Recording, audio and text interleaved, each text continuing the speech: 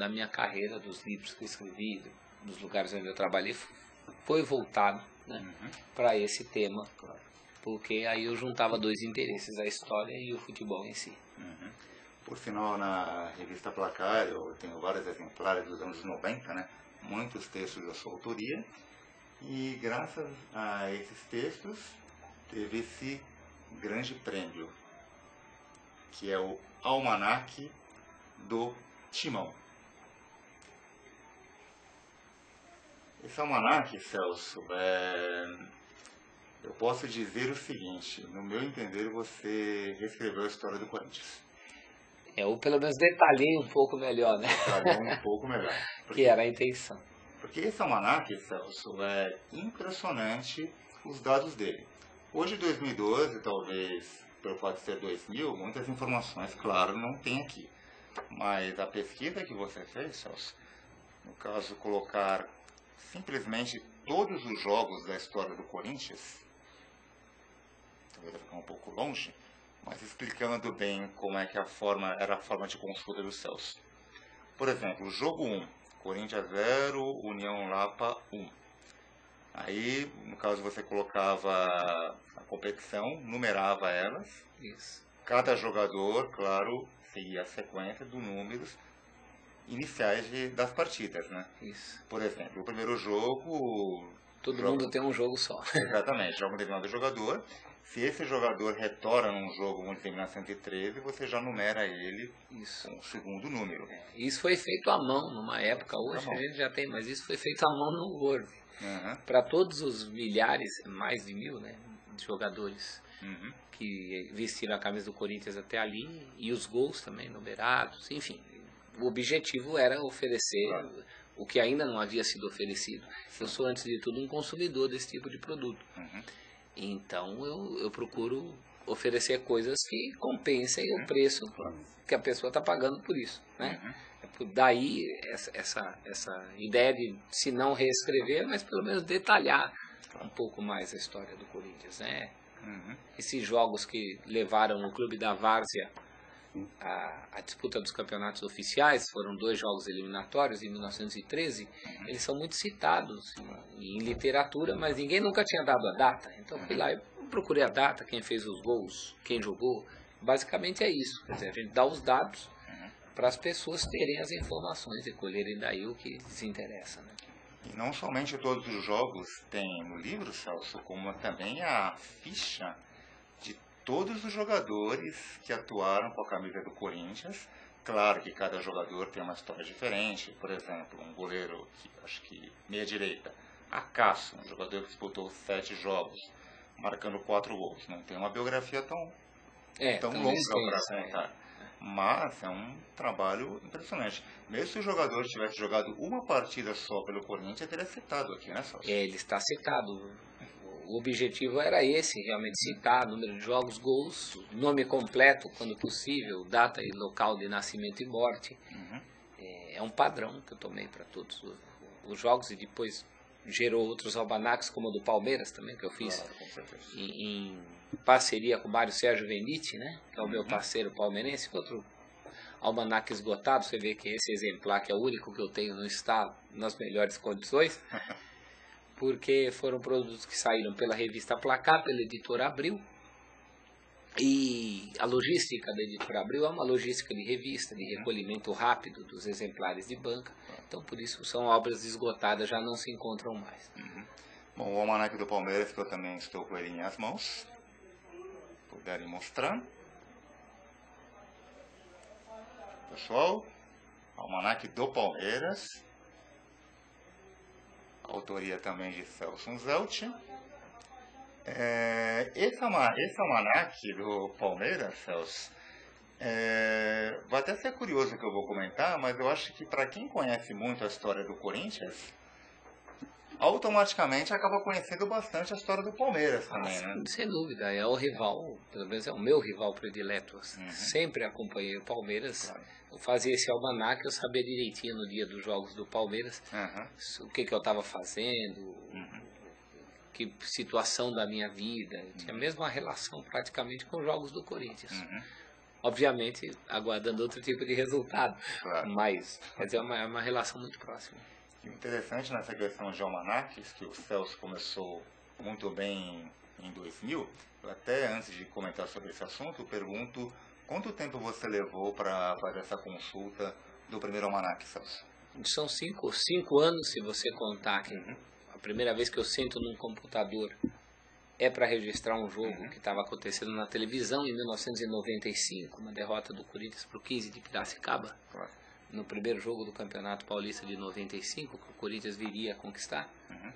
E dali comecei não só a catalogar os jogos dali para frente, como também resgatar dali para trás. Isso durou 5 anos até a publicação de 2000. Agora é um trabalho que segue até hoje. O jogo com o Boca Juniors já foi devidamente registrado na minha planilha, com muito prazer, a partir do resultado. Os dados são catalogados, continuo fazendo isso frequentemente. A gente pretende lançar uma edição não só impressa, como também talvez explorar novas plataformas, como aplicativos para celular e iPad, que inclusive possibilitariam um cruzamento de dados, coisa que a versão impressa não permite, né? Se você quiser fazer algum tipo de pesquisa, você tem que contar um a um ali.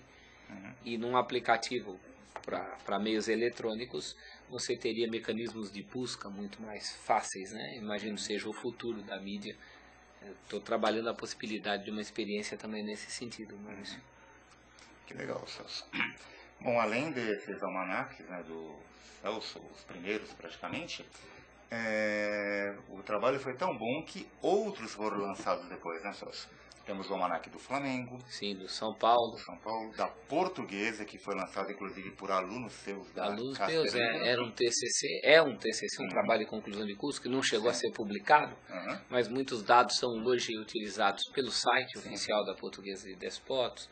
Alguns clubes realmente pequenos do interior do Brasil, comparados com o pote desses clubes que nós citamos, como Vila Nova de Minas Gerais, de Nova Lima, como São José de São José dos Campos, já tem seus almanaques baseados, o América Mineiro, baseados nesse trabalho, e eu fico muito lisonjeado, porque é sinal de que as pessoas se interessaram pela fórmula, pelo formato. Tem pessoas abnegadas aí pelo país, apaixonadas por seus clubes de futebol, que conseguem fazer um trabalho desse muito importante para que se perpetue a memória desses clubes, né?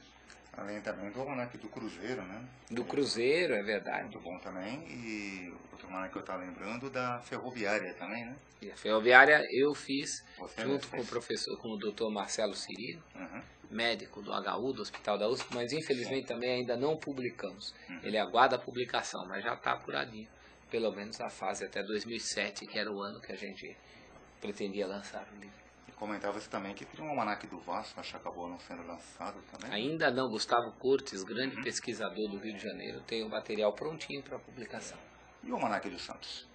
O do Santos está mais complicado. O Guilherme, o professor Guilherme, vem trabalhando com essa ideia. Né? Nós esperávamos a publicação agora, já no centenário, mas já passou a oportunidade.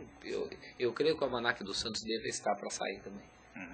E além desses almanaques que eu citei, existe o segundo almanaque do Corinthians, né?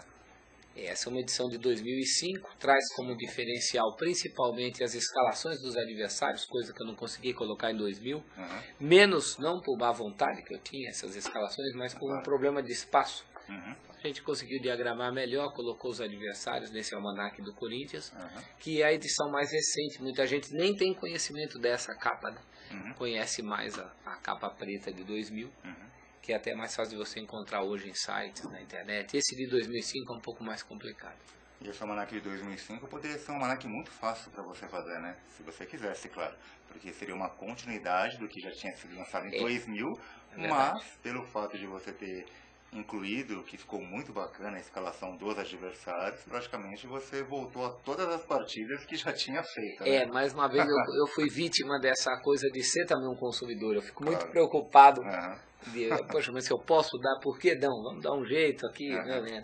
Até um tiro no pé, porque do ponto de vista, como você falou, do escritor, ficava mais fácil uma reprodução.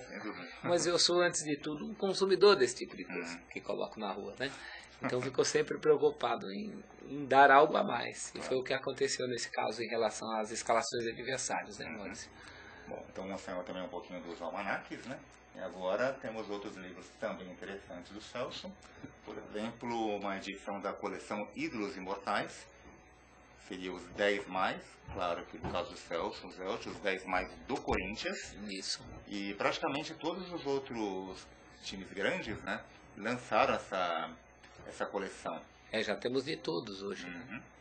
E o que dizer também dessa coleção maquinária. E o que dizer também dessa brilhante obra, Celso? Esse é um livro diferente, é um livro de perfis, que conta a história desses homens que são os 10 mais do Corinthians. Não são 10 mais escolhidos por mim, aliás, meu voto nem foi especificamente para esses 10, mas eu ouvi 10 corintianos, eu era um deles, mais 9 jornalistas, né? Juca Kfouri, Max Geringer, Heródoto Barbeiro, eles votaram.